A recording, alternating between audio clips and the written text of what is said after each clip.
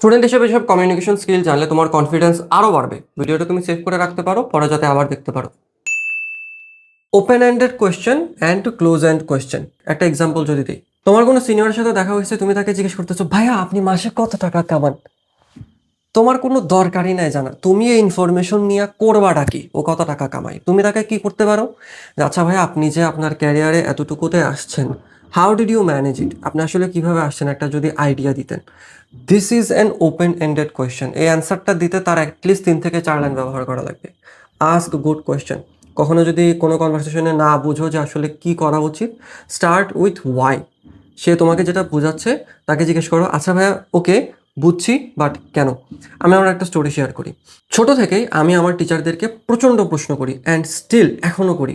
যখন আমাকে কোনো কিছু শেখানো হয়, যে কোনো ম্যাথ, যে কোনো topic, anything, I ask them, আচ্ছা আমরা যে এটা শিখতেছি, প্র্যাকটিক্যালি এটার কাজ কোথায় লাগবে। এই কোশ্চেন করতে করতে আমি বিরক্ত করে ফেলছি। So ask good question, ask why, be curious.